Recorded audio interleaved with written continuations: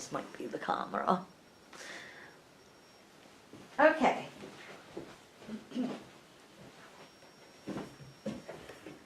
Wait, let me check it again. I just want to make sure it's rolling. I always question myself. Okay.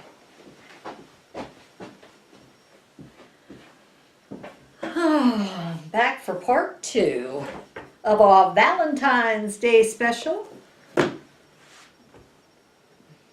What keeps a marriage strong? The fall seasons of marriage, Douglas, understanding and talking about the ever-changing cycles of marriage. We're actually, woohoo, this is some excitement here. This right here, I'm going to, at the end, we're going to take a test. We're going to take a marital seasons indicator test.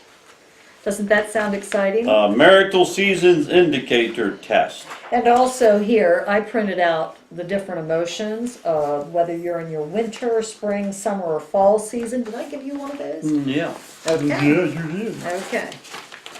So, let me get into here so I know what I'm talking about. Winter, spring, summer, and fall.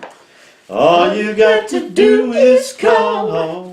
And I'll be there, yes I will. I can't sing that song. You I can't got get a the right. friend. You started out different. I can't either sing that low or high. Winter, spring, summer, or fall. All you got to do is call. And I'll be there, yes I will. You got a friend. Who sang it? I can visualize her. Did you look it up? Nope. She even sang the beginning for the Gilmore Girls, and I can visualize her.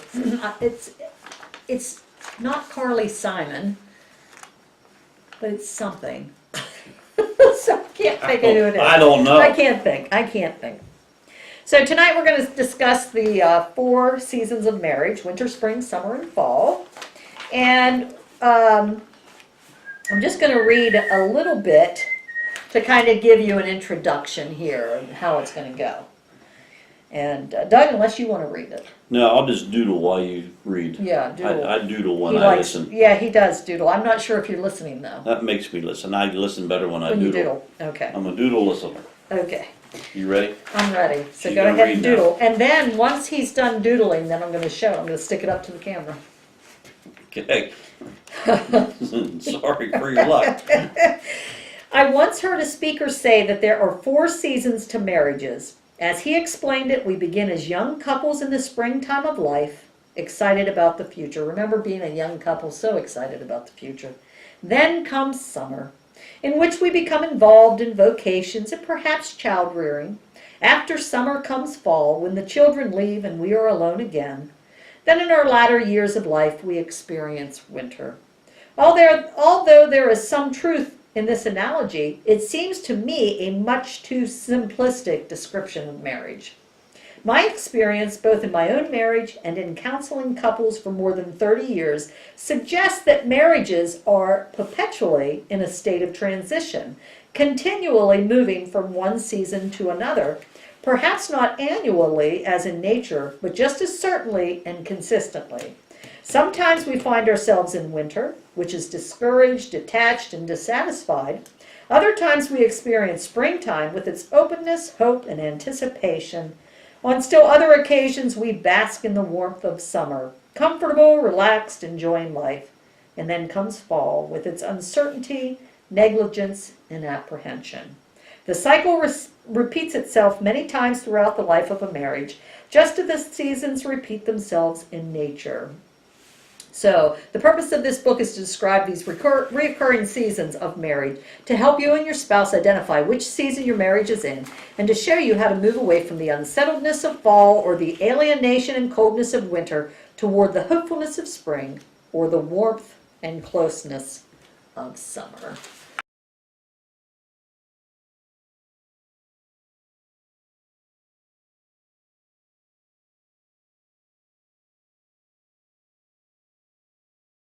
That we all want to be in is summer, but We're gonna look at these one by one. But first, one conclusive finding of these studies was that marriage between a man and a woman is the central social building block in every human society, without exception. It is also true that monogamous lifetime marriage is the universal cultural norm. So, it is very important when the breakdown of the family happens, it affects all of society over time. And a lot of society has really beat down the family lately. Yep. It says here, in fact, in spite of the widespread acceptance of divorce in the United States over the past 40 years, a recent poll of never married singles ages 20 to 30 indicates that 87% plan to marry only once. Many of these people have seen their parents divorce, and that is not what they want for themselves. I think, though, that, of course, I mean, the other 13%, did they say, no, we plan on marrying twice? I think the thing is that most people, when they go into marriage, they plan on that being their only marriage. Even if they go into a second or third, they are still hoping that the hope is that when you go into this marriage that it's going to last. You're not going to go into it. Well, that should be your attitude. Well, it should be. Yeah. But with the way the divorce rate is, so many times people go into marriage with a plan to bail out if things go bad. So you know what, I don't even know when we went into marriage back then, I don't even think you thought about a backup plan. We just put all of our money together in a savings and checking account, and we just did everything together. We dumped it all together. Well, we didn't have much to dump together. So everything we ended up having, we built together over the years. But nowadays people get married, they get later in life. Later in life, if you get married, you probably have maybe protect your assets is what you'd have to do. If something would happen to you and I'd have to, I don't know that I'd get married again, but just say, for example, if you died and I decided to get married again, I would protect our measly assets so that I could end up giving them to the kids one day upon my death. So I would go into a second marriage. Well, wait, it'd be third because I've been married once before. I would go into the next marriage. I forgot about that. Was a while back. Forgot about that one. Sorry. I would go into the next marriage more with a plan that if it did fail, it's different. I'm looking at a little older, a little wiser now, and it's a different situation when you're this old compared to being 25. It says, as the writer of the ancient book of Ecclesiastes observes, two are better than one. If one falls down, his friend can help him up. But pity the man who falls and has no one to help him up. Every married couple has experienced the reality of this principle. Two are better than one. Husbands and wives are designed to complement each other. When the man is weak, his wife is strong. When she stumbles, he is there to pick her up. Life is easier when two hearts and minds are committed to working together to face the challenges of the day. It is easier. It is easier. Because there's times throughout our life when I have been weak and you have been there to carry me through. That goes both ways. Yeah, there's been times too where you have been weak and needed me to help pick you up. So it's constant. You're constantly giving and taking, and that's the way it should be. That you're both working together. We're a team. We should be striving for a goal. So. And it says here, marriage relationships are constantly changing. Attitudes shift, emotions fluctuate, and the way spouses treat each other ebb and flow between loving and not so loving. So this is true. We're going to start here with winter. Burr. This is the season that you don't want to be in. And so many times people will be in that season and they're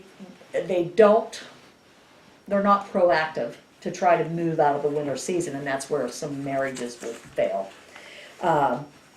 He says here, he starts with winter because most of the people who have been in my counseling office over the past 30 years have come when their marriage was in the season of winter. Not many come to see me when their marriage is enjoying a time of summer. Life is much harder in the winter than it is in the summer. Winter marriages are characterized by coldness, harshness, and bitterness. So, Sounds like winter. it sounds like winter, yeah. It says here too, what brings a couple to the winter season of marriage? In a world, rigidity, the unwillingness to consider the other person's perspective and to work toward a meaningful compromise. So, if you have two bullheaded people who aren't willing to compromise or see the other one's point of view, you're going to be in winter for a long time. Yeah. You're going to be in winter for a long time. It brings up the word priority too, because it's easy to make yourself a priority. Take Yeah. care of your feelings, your needs, and you're not really paying attention to the needs of your partner. Yeah. And sometimes, put that down. You play with stuff. Put it down. See? He listened. He just threw it out of the way. The pen is gone. No more playing with the pen. Thank you, hon. That's a lifetime of learning right there. If she says something, just do it so I can move on. But no. So I forget what I was saying now. Thank you, Doug. It says here, the unwillingness to work for meaningful compromise, all that kind of stuff. It says too, couples face difficulties. All couples have differences. It might center on money, in-laws, religion, or any other area in life. So a season of marriage created not by the difficulties of life, but the manner in which a couple responds to those difficulties. That makes sense, Yeah. because we all have difficulties, no doubt about it. So how you respond to that. So if you have an interfering in-law, it depends on how you respond to it, because some families do. We were blessed that we really didn't. Your parents didn't interfere, my parents didn't interfere. You know, we were pretty well left alone. Yeah, and they respected the boundaries there. So, but a lot of people do have in-law or family problems, and it probably all depends on how. Money problems, that's a big killer of a relationship when you start having money problems and everything's so tight, you can't afford to do anything, you can hardly pay your mortgage, and that can cause problems. So there's so many things. But the emotions of winter, some of the emotions of winter are hurt, anger, and disappointment, often accompanied by loneliness and a sense of rejection. So, it says here, I was going to read one of these, George and Helen. George is a 44-year-old husband from Jacksonville, Florida, who has been married for 18 years. He says, "My marriage is totally discouraging. If I were not a Christian, I would probably give up. I know that I should love my wife, but emotionally, I am totally empty. It feels as if my wife does not love me, like me, or respect me. It seems that she just tolerates me, and sometimes it doesn't even feel that good. I feel terrible about our marriage," and his wife, Helen, says, she describes their marriage this way: "Not fun. Nothing seems to have any flow to it. But I really don't have the emotional energy to get something flowing. My husband has been without a job for 1.5 years. That would cause stress. And apparently he is heading in no particular direction. We were in the same position 14 years ago when he finished graduate school. To have to come full circle is extremely frustrating, and to have 3 kids now who have to go through this only adds anxiety. I am very unhappy with the state of our marriage," it sounds like. And then they start to talk about other people who disagree on money issues, they actually disagree on everything. Well, I wonder how much those two people actually communicate to each other what their feelings are. Well, that's just it. If you're in that state of winter and there is no communication, and there is no, like the things on the thing that I had here that people wrote in, Yeah. communication was a big one. All right. So if you don't have the communication, you have to respect each other. You have to actually go out of your way to show them that you love them.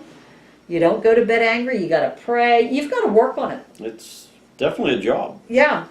Somebody says here, "I'm just surviving day by day. I've given up hope." Or, "We both want more, but we just can't connect."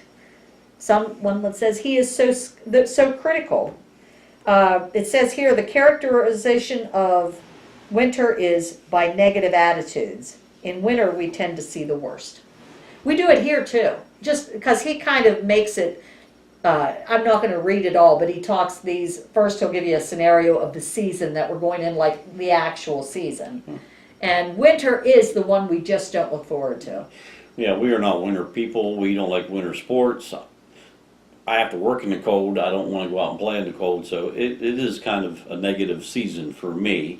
Now, on the other side of that, though, some people find it as a positive. Yeah, so they can find the positive in the winter season, and that's what you got to do. Let's see here, some of these other things. Negative attitudes are like a bitter wind that contributes to the winter season. That says here, I have Mary's negative attitude became a barrier in their marriage, and within a year they were on the brink of divorce. How different things might have been if Mary had taken a positive attitude, sought to make new friends, and looked for the good things in this new situation.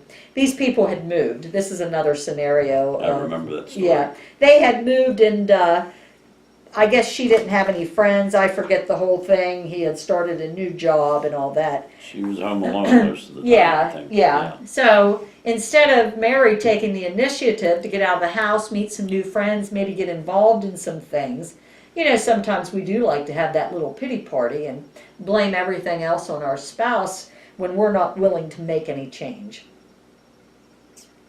So it's like this. Spouses may withdraw within themselves during the winter season, hunkering down and trying to ride out the cold season, hoping for spring but not taking any positive steps to move their marriage towards spring. However, unlike the natural seasons, the seasons of marriage do not typically change without some positive action, unless it's a change from bad to worse. Oh, that's the easy part. Well, yeah, the regular seasons, they're going to come and go. They're going to change because that's the cycle of life and everything. But us, if we're in a winter season and we're not going to make a change, we're probably going to go into divorce court, or we're going to go from bad to worse. Right. So it says, if you are experiencing winter in your marriage, your actions will tend to be divisive and destructive.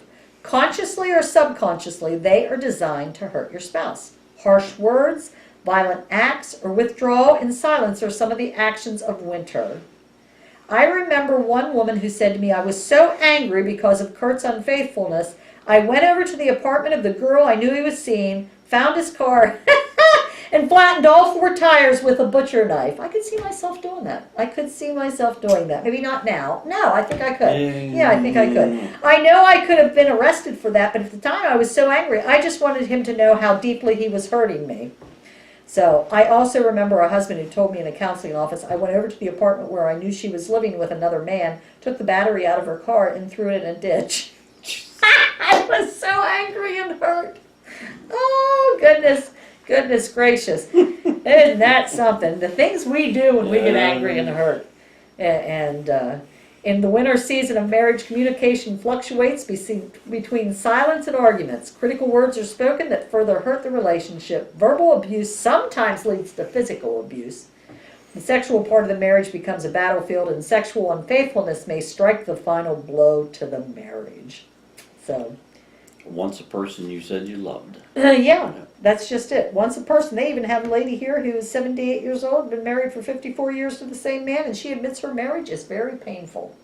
And then they go on to that. But, yeah. And people will start sleeping in separate bedrooms, all that kind of thing. So, you wonder if you hear all of that on winter, what could possibly be the positive of winter? It ends. hopefully it ends and moves to a different season. But he says here, if your marriage is in winter, it may appear beyond hope.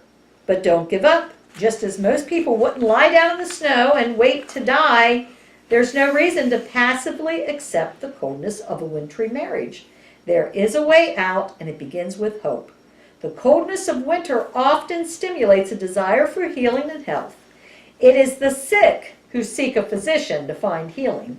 A winter marriage often makes couples desperate enough to break out of their silent suffering and seek the help of a counselor, pastor, or trusted friend. So there again, you had talked about when we had some issues about 8 years ago. We didn't stay in the winter season. We were proactive to move from the winter season into, spring. I guess it comes down to choice. Choice. You make the choice. You make a choice. Whether you're going to try to improve, stay the same, or get out. Yeah. So hopefully you make a choice to improve. And hopefully both are willing to make the choice Right. to improve, else it's almost impossible. This one person says, we realized that through the pain we discovered our roots, affirmed our faith, and grew in character. Often it is the trials of life that produce patience and perseverance, which God says in the Bible. God can use marital winters for good. Working through the season of winter may never be fun or exciting like sledding down a steep hill or a ski trip to Vail, but when couples persevere and begin to take positive steps to improve their marriage, they emerge stronger, more committed, and better able to work through their differences. Amen. Yep. And that's what we had found out too, that when you go through those trials in life and you go through those seasons of winter, if you just hang in there and be proactive, you can come out and be more in love with that person than you ever thought was possible. So, just going to go down through the attitudes of winter once, and then we're going to move on to spring. The emotions of winter are hurt, anger, disappointment, loneliness, and feeling rejected. So if you're having any of those emotions, you might be in the winter season. Your attitudes would be negativity, discouragement, frustration, hopelessness. Your actions would be destructive, speaking harshly, not speaking, or violent. The climate of the relationship is detached, cold, harsh, bitter. In the winter season of marriage, couples are unwilling to negotiate differences. Conversations turn into arguments, or spouses withdraw in silence.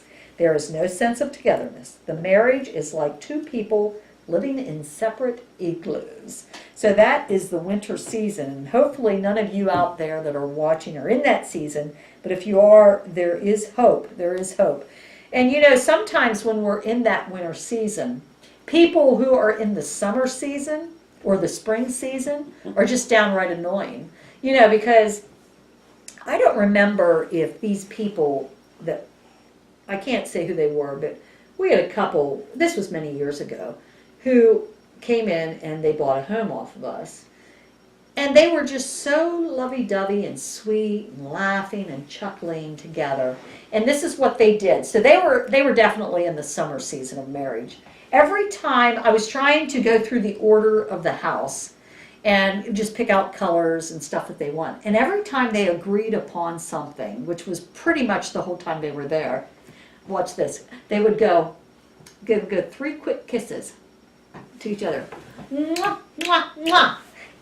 And that took place in my office while they were ordering this house. And I thought, some people who might have been in the summer marriage might have thought, oh, that's so precious, look at them. I just thought they were literally nuts. And I thought, what the heck is wrong with these two people here? And I'll tell you later. Now we do it. Yeah, now we do it. But it was just, apparently I wasn't feeling the summer season. Apparently not. Apparently I wasn't, because they were just annoying me when they're little mwah, mwah, and they wouldn't just kiss. They made the sound too. They would go mwah, mwah, mwah when their lips touched. It was just, oh my gosh. I thought I'm here with a bunch of freaks. But come to realize, I wonder if they watch Talk Time. I hope not. But no, probably, hopefully, I pray that their marriage is still just that strong today as it was back then. But they knew to take time for each other, and they were loving each other. They were showing each other they loved each other. So, I really shouldn't have been making fun of them back then, because, Moving on. Moving on. Okay, so we're going to go to the spring season. Let's see here. Spring is where most marriages begin. The excitement of creating a new life together, giving men and women the courage to make a covenant marriage commitment, to love and to cherish, in sickness and in health, in poverty and in wealth, so long as we both shall live. These words have the ring of spring. What could be more exciting than joining two lives together to help each other accomplish the purposes for which they were created? Yes, marriages begin in springtime. It's too bad that, you hate to burst anybody who's just getting married for the first time. You just hate to burst their bubble. It's not always going to be spring. So don't burst their bubble. Your bubble will be bursting. Spring won't last forever, kids. It'll go right into summer. No problem. Yeah. Sometimes it could go into summer. Yeah, we'll let it go with that. Let's see here. Okay, I have something here. Marriage is not a lifelong springtime, but we can come back to the optimism, enthusiasm, and joy of spring many times in the course of our lives. We'll inevitably have our seasons of summer, fall, and winter as well. They're not necessarily in that predictable order. As mentioned earlier, the seasons of marriage are not chronological, and thus springtime is not exclusively for newlyweds. The season repeats themselves numerous times throughout a marriage, and because we are creatures of choice, we can create new beginnings whenever we desire. That's true. That's true. Oh, I thought you were going to say something. You kind of made it sound like you were going to say something. Were you going to say something? You went... No, I was just breathing. Okay. All right. Well, I guess you can breathe. Listen to this one here. Janet, a 33-year-old newlywed I met at a marriage seminar in Alabama, captured the excitement of spring when she described her 6-month-old marriage. Yeah, 6 months. It's full of joy. It's exciting to watch our relationship grow and develop. That in-love high just deepens and becomes richer every day. Every day is an opportunity to find a way to live out my love for my husband. In some ways, it's scary because there is the fear of not measuring up. And having older couples, that would be like us, express their thoughts of just wait a few years and it won't be so wonderful makes me think, why not? Can't we make the daily choice to keep this joy alive and maturing? That's just it. We don't make that choice. So because it's work, it's hard work. Or you're not aware of making the choice. I'm not sure how I want to say that. I don't know that people think that you have to make that choice. Life just goes along and things happen. Well, I guess the choice is just making, again, the other one the priority. Yeah. And knowing that you got to work at it. Yeah. I know we went through most of our marriage not realizing a lot of this. Well, we didn't take time. That's the problem. We were raising kids and working full time, and we didn't. And then we were just when you're ready to sit down, you just want to zone out. You don't even want to communicate. Yeah. So spring is characterized by animated and buoyant feelings such as excitement, joy, hope, and happiness. Let's see here. We have Rex and Bonnie, who've been married for 26 years and live in Richmond, Virginia. Rex said our first child was born the day after our first anniversary, so it seems like we have always had kids at home. We knew what that felt like. Woo. Now we are empty nesters and only have each other. We find we are enjoying our time together. We're finding that we're enjoying our time together. Yep. After 26 years, Rex and Bonnie are rediscovering the springtime of marriage. And once the kids do move out, that's why you have to work at it though before the kids do move out, because some people divorce after the kids move out. Well, the kids move out and then you find out you don't have anything in common anymore. You haven't communicated, so you're not talking. Yeah. And you find out you're almost two separate people. Well, yeah. And it can go the other way pretty quickly. I can't imagine that. I just can't imagine at this age us just starting over again. Funny. Maybe Doug can, but I can't. But that's just it. That's I wouldn't want to start over again. Well, no, it's scary. It's getting cold in here again if you want to turn the heater on. So the attitudes in spring. In the springtime of marriage, spouses have positive attitudes towards each other and towards life in general. The typical attitudes of spring are gratitude and anticipation of the future. Change is perceived as an opportunity for new beginnings, and springtime couples fully expect to make the most of those opportunities. So instead of being a pessimist who says the glass is half empty instead of half full, In season of spring, couples have an optimistic attitude about their marriages. And even in springtime, there can be difficulties, but the prevailing attitude is one of anticipated growth rather than despair. So you can still have spring and have difficulty. Sure. Now that time it sounded like you were I going was to going say to, something. but- Yeah, but it didn't sound like a breathing. What were you going to say? I don't know. Oh, you lost it all of a Yeah, it sudden? was. Woo. Okay. Let me see if there's anything else here I wanted to say in springtime. If it is springtime in your marriage, you will be consciously thinking about things you might do or say to express your love to your mate. Springtime is also undergirded by an attitude of trust. Trust is believing that your spouse is a person of integrity, that he or she will tell you the truth. If your marriage is built on a solid foundation of trust, you are certain of your spouse's faithfulness to the marital commitment, and you will choose to believe the best about your mate, even in uncertain circumstances. So all marriages have to be built on a foundation of trust. If you don't have trust, your marriage will not work. Yeah. It will fail. Because without trust, that is the building block. Yeah, trust and honesty is. Yeah, that is the building block. Essentials. Yep. So, let's see. Can I get my pen? Only if you don't play with it. Yes, you can. Thanks, honey. You're welcome, Doug. Let's see. This one here, Kendra added, when we brought God back into our lives, we began to see the positive things about each other and focused on those. And that's what happens. When you bring God into the relationship, God changes that relationship. People can have a loving relationship without God, but it's not going to be the same. God will change you from the inside out. You truly need to have God as the head of your household. And we are prime examples of that. I've gone through many years without it versus having it. It definitely is a difference. Well, yeah, and God will bless you. Not to say that He's going to bless you with monetary blessings and all that kind of stuff, or even health. But God will be there to help give you the strength you need while you're going through those difficulties in life, that you and your spouse can do it together with God leading you. God truly is your anchor. Yes.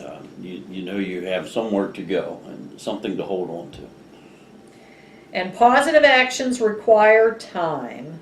This guy says that this is Dave from Atlanta, has been married 21 years and has 3 children. One of the things that has kept their marriage alive and growing is that we chiseled time into our schedules to spend together doing things we mutually enjoyed. He chiseled it in. We have experienced tragedies in our family that has forced us to realize the importance of nurturing our marriage. And he says, I like the picture that Dave used. We chiseled time into our schedules. If we don't make time for each other, no one else is going to do it for us. No one else. And it doesn't make itself. It just doesn't present itself. No, you have to purposely set a time that time. Well, you do what you want to do. You Well, make yeah. time for what you want to do. Yeah. So if you're not making time for your spouse, then you don't want to make time for your spouse, because you'll make time to do everything else under the sun. You'd make time to eat. You make time to watch TV, or you make time to sit down and relax. You can make time for your spouse. So I'll try to remember that, Doug. This is good for me to know. So here are the emotions of springtime. Doug, do you want to read the emotions of springtime? Excitement, joy, and hope. And your attitudes of springtime are anticipation, optimism, gratitude, love, and trust. And your actions for springtime are nurturing, planning, communication, seeking help when needed. You want me to continue? Yeah, the climate. Okay, the climate of relationship in spring is vital, tender, open, caring. Spring is a time of new beginning. The flowers are blooming. The streams of communication are flowing. There is a sense of excitement about life together. Couples are making plans. They have great hope for the future. They are planting seeds from which they hope to reap a harvest of happiness. So it's all about preparing the new beginnings. You're working here. You're Spring. planting. You're getting Spring everything always ready. makes you feel good. Yeah, and you're getting ready to move into that summer atmosphere. Okay, but he's not going to let it all the positives here. He's going to tell you here a downside of spring. You're thinking, what? A downside? We just did all that work? Lest you think that spring has no problems, let me warn you about poison ivy. So he talks about poison ivy and stuff. In springtime marriages, we may encounter poison ivy, irritations that pop up unannounced and unexpected. These irritations can cause marital itching. Even in the midst of springtime, they can ruin a perfectly wonderful vacation or turn a fine dinner into an emotional fiasco. These irritations do not change the season, but they may make spring less enjoyable. So spring often leads a couple to make positive changes. It is a time of new beginnings, new patterns of life, new ways of listening and expressing concern, and new ways of loving. But you still got to take the time to do all that stuff and constantly do it, because even in the season of spring, you can have some poison ivy, have those itchy spells that do not go away without your attention. So next will be summer. Summer. Summer. So spring and summer are the two you definitely want to be in.